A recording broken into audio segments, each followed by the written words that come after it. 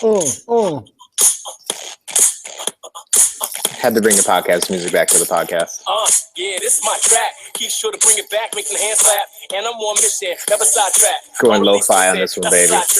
I'm so white. It's ridiculous. All right. Hello, and welcome to Stream Team Podcast, episode 31.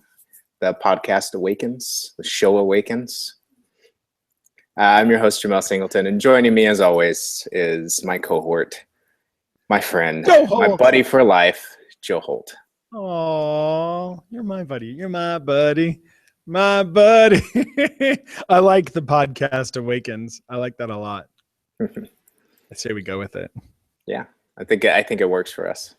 I like it.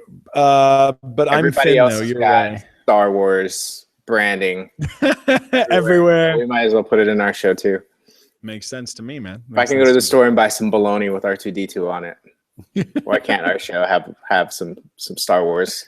I need some C-3PO Lunchables going on up in here. You know what I'm saying? It should be C-3PO on the cheese sticks. Because that's golden. Yeah, exactly. That's beautiful. And they have the little red stripe on them. It's beautiful. It's beautiful. Have a little red stripe. Nobody wants to eat that. That's so weird. Anyway, welcome. Stream Team Podcast, episode 31. The podcast Awakens. Our first podcast since Fan Fest. Yeah. Fan Fest was fun. I'm really, really, really, really glad we did this again. It was really good. I agree.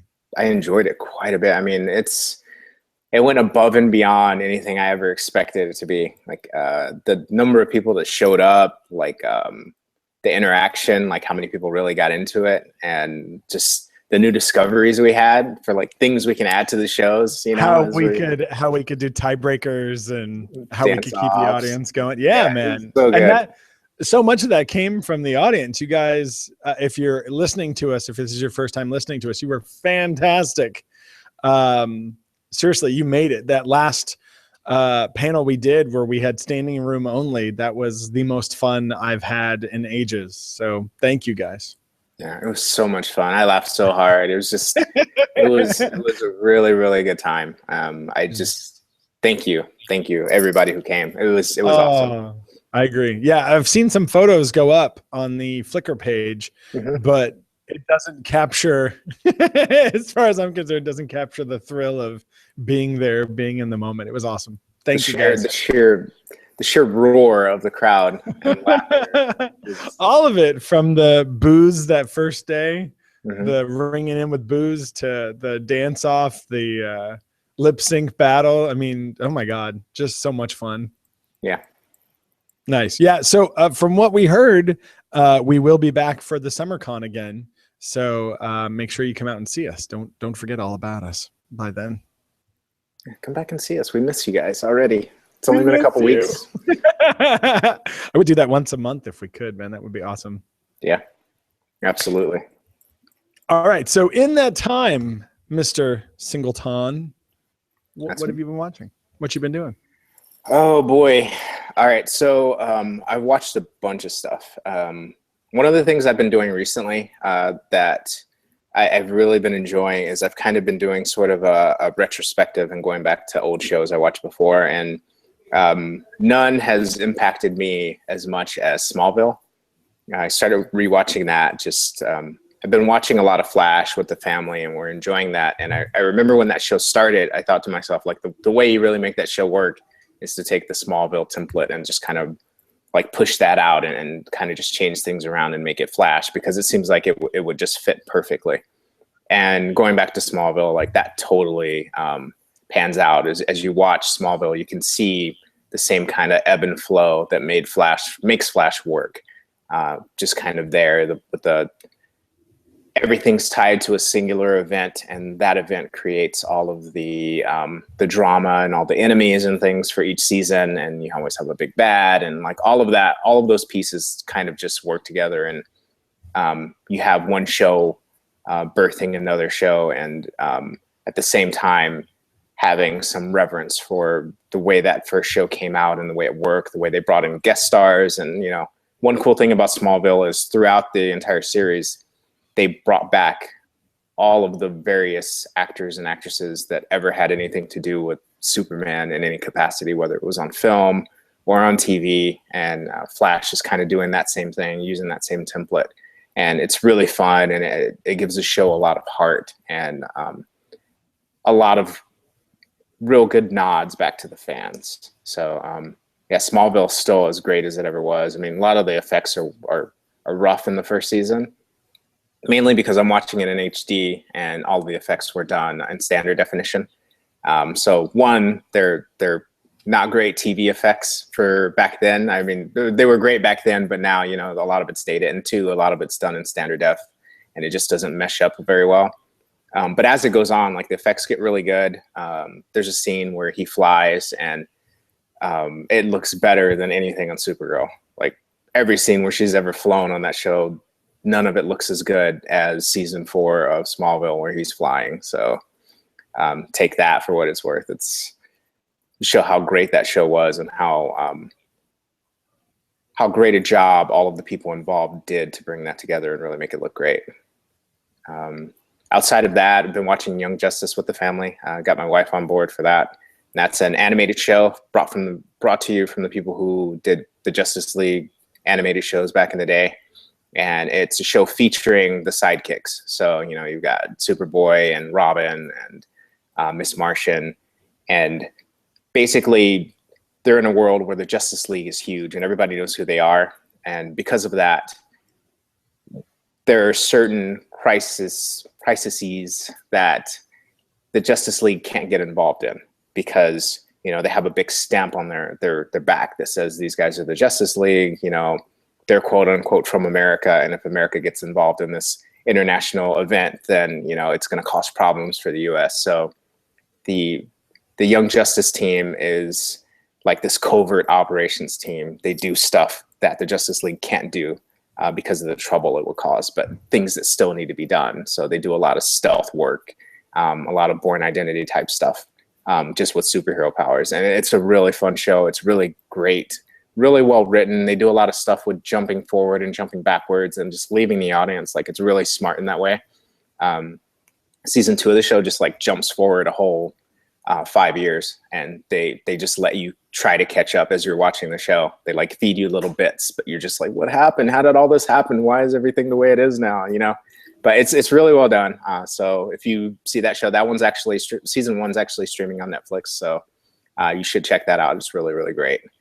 And I think we watched like 3 Disney movies. I'll kind of just go over those really quick. $1 Million Arm, McFarlane USA, and Saving Mr. Banks. Those movies all great. They fit that kind of Disney live action film template really, really well. I think all of them suffer a little bit in the editing department, but they're still great. They all still have a lot of heart, great performances. You know, John Hamm in $1 Million Arm, and Lake Bell, amazing. Lake Bell's amazing in that movie. Her skills doing improv just really shine in that movie. She's really natural and really great. McFarlane USA, Kevin Costner just blows it out of the water. He's the coach you've always wanted. And then Saving Mr. Banks, Tom Hanks, man, playing Walt Disney. Like he's just the man.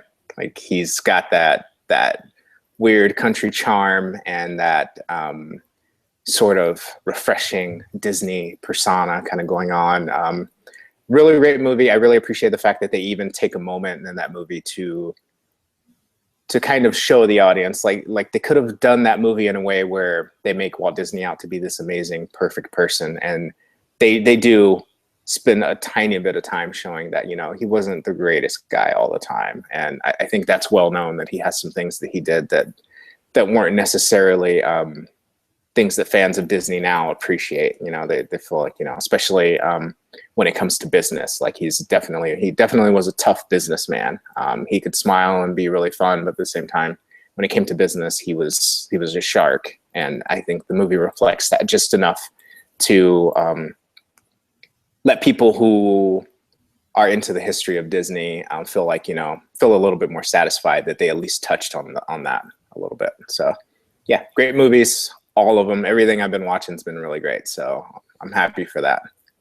Well, lucky you. You don't have a child that wants you to watch Super Buddies on Netflix, the show about dogs that get superpowers. Never let your 4-year-old choose what you watch, man. Never. We've been watching Third Rock from the Sun. We're now on our 5th season of that show, and Joseph Gordon-Levitt finally has a manageable haircut, which is nice.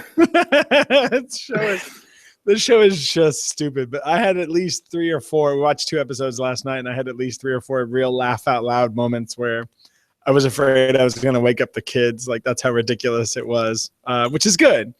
That's what you want in a show that you're watching right before you go to bed. I myself have been watching Person of Interest. I'm now on season 2.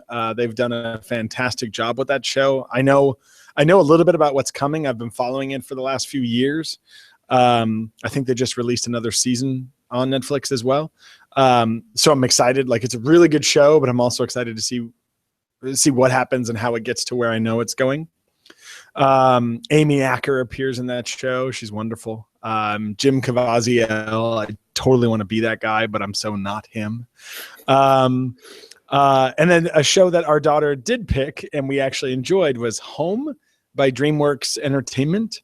I remember it came out a while back. I didn't have any interest in it. It seemed kind of like a weird movie. The first time I saw it, it was a weird movie, but it stuck in my craw. It stayed with me. We watched it again and it grew on me. And I've now seen it probably a dozen times.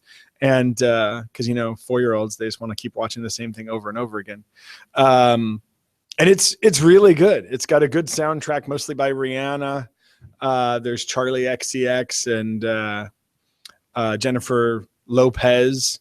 It's got Rihanna as one of the voices and Jim Parsons from The Big Bang Theory as the main character.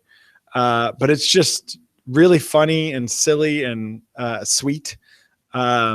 There are moments where you actually find yourself getting a little choked up for the characters. So if you have children, I'd probably set the minimum age at 4. I don't think I'd go any earlier than that, maybe even 5. But I would say from probably 5 to 10, you'd probably be in a good range to watch this movie with your kids. I think they'll really enjoy it. There's enough funny, silly humor to keep them interested. Nice. That's it, man. Yeah. There's something out right now in the theaters. I can't remember what it's called. It's but I've been trying to see that as many times as possible. No, the name escapes me. It's Star Trek something. I don't know. Yeah. I don't know. One of those. But okay, initial impressions. Star Wars: The Force Awakens. Go. You have 10 seconds. It was awesome. It is everything I wanted from a new Star Wars, including bringing in new elements and new approaches to some of the existing things like comedy and action, and it gives you everything that Star Wars was, but reinvigorates it and modernizes it in such a way that you feel like, there can be more Star Wars movies. They have a good template to start from. So yeah, I loved it. Really enjoyed it. I agree with that. I really, really enjoyed it. And thinking more about it afterward, I did not suffer from the Phantom Menace effect, where I got out of the theater feeling pretty pumped, a little weirded out, but pumped. And then like a week later, I was like, what the hell did I just watch? With midichlorians? Like, there was so much weird stuff in there. It's really exciting to me to see everybody online talking about it. All the discussions of, I don't want to spoil anything, but who the people are, what their backstories are, how some of the things transpired over the last 30 years, what's coming next. As a lifelong fan, it's really cool to see that happening. And I'm excited to see where the franchise is going over the next 5 years. We're getting a movie a year for at least the next 5 years. Yeah. That's incredible to me. And awesome. Like, I'm really looking forward to it. I feel like the new trilogy at the very least, is in good hands. Yeah. It's not a perfect movie, but none of the Star Wars movies were perfect movies. And I'm, of course, referring to the original trilogy. I pretend that prequels don't exist. I don't know. I'd say Empire's pretty perfect. That might be the closest to a perfect movie I can name. It is, but it still has problems. It still has to rely on the movies that came before it. Like, it's not self-contained. You know what I mean? Mm-hmm. In order to set everything up. That's one of its deficiencies, is that you have to have seen one in order to understand what what's happening in two. I think it still works. I mean, even the original Star Wars just throws you in. Like, they just drop you into this world and stuff's going down. This is like Darth Vader dude, like mobbing into the ship, just like, it's like, I want the plans to the Death Star. And you're just like, what is he talking about? What's even going on in this movie? And they just like drop you in it, and you're in it, and it just goes, and it doesn't stop. And the same thing with Empire. Like, they don't really introduce you to the characters. You got Luke Skywalker out and about on his Tauntaun, and then he gets straight jacked. He gets gaffled. Straight jack. Now, hold on. So you bring up an excellent point. Back in the 70s and the 80s, when there wasn't an internet and people and chat boards and people talking about this kind of stuff, can you imagine what questions you would have had coming out of the first Star Wars, or especially out of Episode 2, or Empire Strikes Back Episode 5? Like, I would have been losing my mind finding out that Vader was Luke's dad, or if that was true, or what, you know what I mean? And I feel like they did a really good job this time around of setting up that same experience. You know what I mean? I think in a Facebook post, you had mentioned how it felt like a good update of the trilogy, of the universe. And, I think that's spot on. I think that whatever deficiencies there might be in the story, or issues there might be with story or pacing in some people's opinions, I think it makes up for in fun, in excitement, in nostalgia, but also a new direction. Totally. I want to know why the Jedi in the movie, or the Force user in the movie, can do what they can do. You know what I mean? How they have these new powers that we've never seen before. Stopping a blaster shot midair. It was one of the coolest things I've ever seen. Vader absorbs the blaster shot. Well, I mean, we haven't seen like a full-fledged Force user yet. Like, Vader was the closest thing we've seen, but you hardly seen him use his mojo in the original trilogy. Hold on, I take that to heart, because we had the entire prequel trilogy, which was filled with Jedi masters. Yeah, but like, you kind of have to take that out of the equation, because Lucas was ruining everything to do with the Force in that series. I'm glad that we can agree on that point. Like, he literally he tore down the house that he built when it comes to the Force. I don't disagree. The prequels. And because of that, you have issues like, you got dudes getting chased down when, like, earlier in the movie they could run like the Flash, and you just got all kinds of problems. We have to get there as soon as possible. Walk. Yeah. Walk. I mean, he turned the Force into a MacGuffin. Like, it's literally, he brings it out when he needs it to move the story forward, and that's it. It wasn't this thing like. So what you should be saying is, we're finally able to see the real extent of what the Force can do, or some of those things. Yeah. And even then, but that's without spoiling it, I would say what we've seen, we already know is not the full extent. Oh yeah, because it touches the surface. We know this person is not even good. Yeah. You know, and so you're already seeing way more than you ever seen, but also, this guy is not the greatest. Yeah. He's still kind of a novice. Yeah. So I'm super excited. Like I said, I'm super excited to see where they go. Somebody the other day was complaining, I almost said bitching, complaining to me that they had to wait, another year and a half or whatever to see Episode 8. Meanwhile, we've got this other movie, this Rogue X-Wing movie in there. I don't even care about that. And I was like, shut your face. Also, that movie's going to be so good. I know. That's what I was thinking too. Like, you should just be grateful that they're making new Star Wars movies and go back to your little corner. Like, leave the rest of us real fans alone. You're ridiculous. The only way they could make that movie, like seriously, I think Donnie Yen just needs to play his character from Blade 2.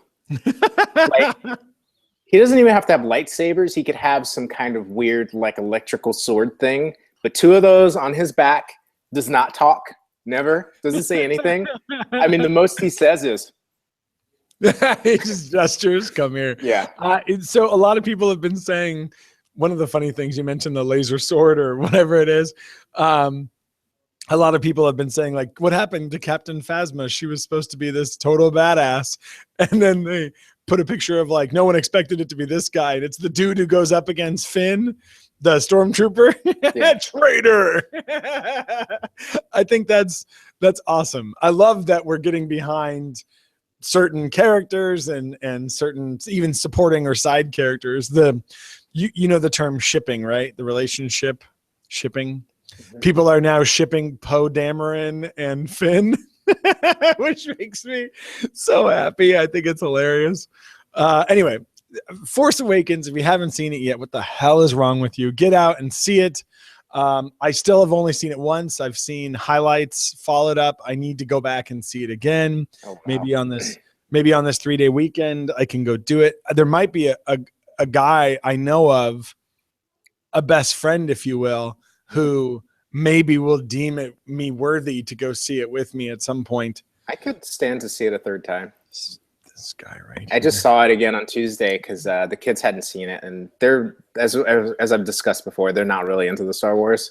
But this movie turned one of them, so it turned one of them to the light. To the light.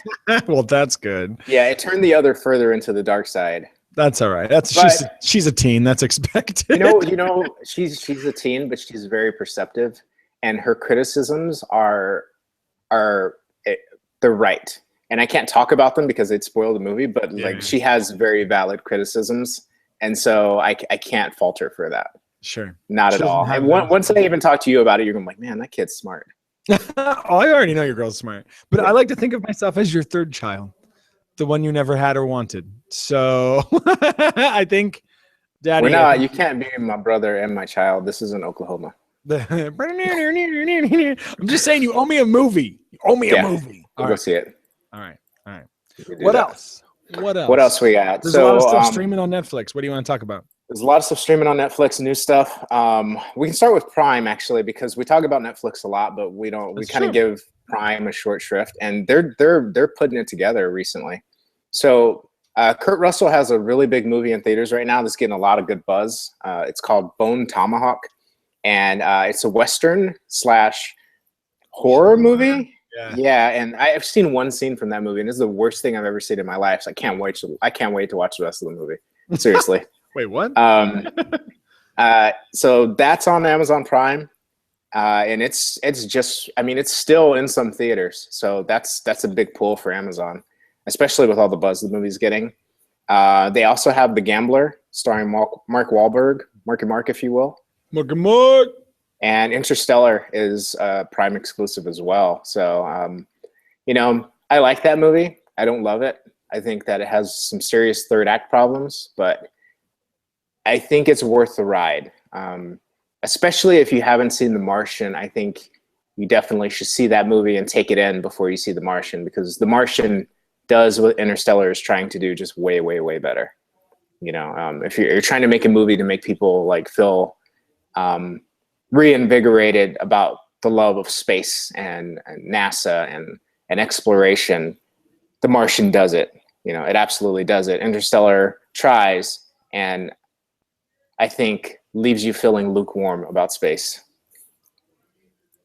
I still need to see it. I have not watched it yet. Well, it's on Amazon Prime, so watch it, brother.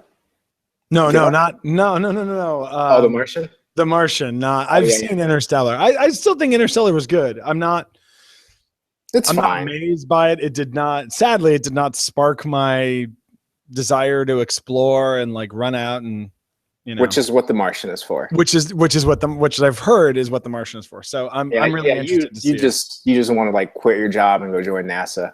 And they'll be like, "You're too old," and you're just like, "No, man, you're not a pilot. You're Dude, not a scientist." you barely drive your car. No, I'm good. He's like, "What I got to do, man? What, you want me to go to space camp? I saw the movie. I can do that. I can do that. They got that little robot that's going to help me. I go to space camp. I don't care. I ain't scared."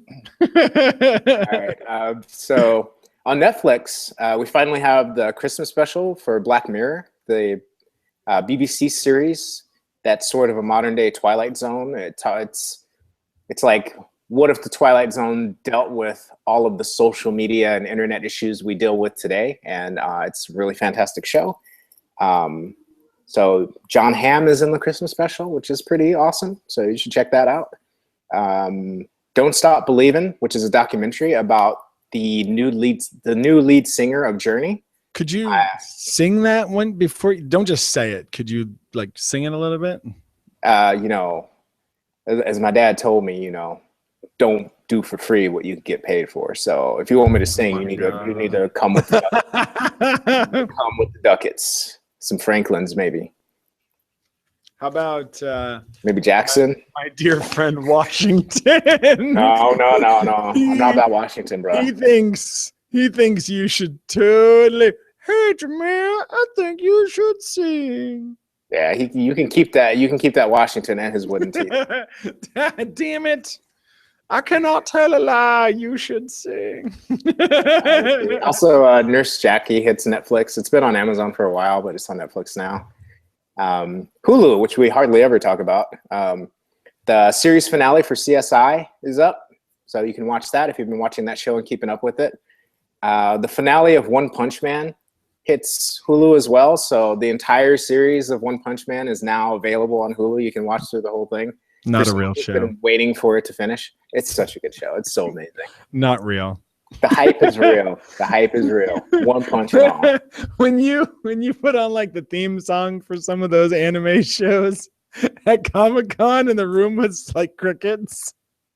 That was until the anime kids showed up. That was until my people came. My people. I was laughing so hard when that was going on. I was like, "What did you do to me, man?" Yeah, one of the people in the audience, I was like sitting out near the audience so I could, watch the people and see who was answering and stuff. And one of them behind me goes, "Jamal, you failed the city." And I was just like, "Oh, God." You have failed no. the city. Sorry, So, man, when the anime kids showed up, it was like a dream come true. It was like, yes. Arrow's gonna shoot you in the knee, dude. They barely heard the themes, and they were just like, "Yes, One Punch Man." There were at least 3 or 4 of them that got it. It is accurate. The whole crew. No more anime at con. No more anime. Yeah, Anyway, finally on Hulu, we have Selma's out on Hulu, and it's also on Amazon Prime as well. Amazon Prime, yeah. Yeah, so Netflix, they got the finger on that one. They got no Selma. I don't know that I would use that term these days. I got the finger on Selma. The finger? No. They get no Selma. There's many fingers, I feel like, to choose from. The finger, Goose. Yes, I know. All right. So that's kind of it for us. I mean, what we've been up to and what we've been doing. We put up some trailers on Facebook. The new Deadpool trailer's up. We put some new looks. No, stop for a second. The new Deadpool trailer is awesome. It's good. Like it's I'm still not certain that's going to be a great movie. I think it's going to be fun though. And more importantly, I feel like it may hopefully do some stuff with the X-Men that may make Fox like take that away from Bryan Singer, because man, that Apocalypse trailer is a friggin' train wreck. Yeah, I agree with that. But like, I agree. It may not be great. It may not be great, but I do think it will be a fun movie. Yeah. I think people will own it. They'll watch it. They'll see it again. They'll tell people about it. Like, I think it's going to be hilarious. Yeah. There's now talk of them bringing in the New Mutants, because one of the characters is from the New Mutants, has a costume for the New Mutants. She has a costume change, it looks like, in the movie at some point. Yeah. So we could be getting a New Mutants movie. So that's happening. They are doing a New Mutants movie, but it's starting to look like perhaps this is going to introduce it. Like maybe they're trying to pull some Marvel magic. Sure, yeah. Marvel Studios magic. In TV, they would call it a backdoor pilot. Backdoor pilot. We used to call that something else when I was young. In certain circles, they use the same term, but it has a completely different meaning. I feel like there's a country song in there somewhere. I'm a backdoor pilot. So sorry, too much. But Ryan Reynolds is killing me in that trailer. Him and TJ Miller. Yeah. Oh my gosh. Yeah, it looks great. Oh no, please finish your tweet. Just give us a second. She'll be done. I love it. All the jokes for Gina Carano, I think, are hilarious. Yes. And it looks like they're using her correctly. Like, let her do and not speak. And I think that's the way you use her because her acting is awful. Yeah. But yeah, she is definitely a menacing presence on screen. So, yeah. Cool. We also got a first look at Benedict Cumberbatch as Doctor Strange. Cumber-Strange-Batch. And I think they did a really good job with that costume. I think the look, they managed to keep the look and ground it in a way that feels like, okay, I could see how through a series of events, this guy ends up wearing this. They obviously got rid of the giant collar because like Doctor Strange's collar is like some like up past his head. Yeah. Yeah. Some old school, like Blackula collar. Like, that's how we like it, man. Come on. He's So they brought it down to a reasonable length, height. Yeah, like the Batman Frank Miller ears where they're like up to here. Oh, you're thinking of what's his name actually? Not Miller. Isn't it Frank Miller? Or no, Franzetti? It's Neil. Crap. My brain's breaking here. We're not going to let the podcast stop because of Forget it. But you know what I'm talking about. Those like 4 foot tall ears or whatever for Batman. Yeah, Denny O'Neil and Neil, what's his face? The artist. That was him with the giant ears. Like the ears that could not stop. Yeah. Doesn't matter. Who cares? Yeah. Doesn't matter. Some Neil one of you Adams. guys out there. Man. Hey. All right. Sorry, man. Calm down. Yeah. And we talked about Force Awakens. $1.29 billion at this point. And that movie is crushing it. Like that's the definition of crushing it. You don't get to say no. It's crushing it. People at my work say crushing it. That movie does like 3 things. No. No. We do not reveal that to the world. That is for you and me and a few select people. No. Moving on. It works hard. It plays hard. And it crushes it every day. You couldn't even resist. You had to let it out. I can't. You can't start it and then stop it. It's like peeing. You can't start peeing. You can't start peeing and then stop it. It hurts, man. It hurts. Yeah, it hurts, especially if you sneeze. Oh my gosh! Don't even get me started. Okay. So that's it. I mean, that's the awesome show. That's it. We did it. We made it happen, Captain.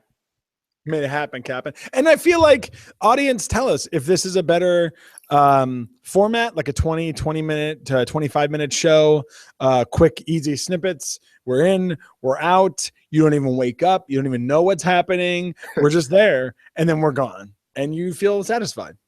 Hopefully. Several of my college relationships. No. It's consensual. Yes. We hope. We hope. Here, we have this document for you to sign. Yeah, if you could just fill this out for me, thank you. Yes, so come back next week for more Stream Team Podcast. So this has been the Stream Team Podcast. Oh, what? I'm gonna do my Will Smith. Haha. We love you. We hope we'll see you again. I'm just gonna take us out, baby. Also, I hope this audio, like the theme songs, all come out really great. Because otherwise, this will just be ridiculous. Me sitting here with his phone on the mic. And me dancing. We love you, folks. See you next time. Love you guys. See you soon. Go, white boy. Go, white boy. Go, white boy. See you next time, folks.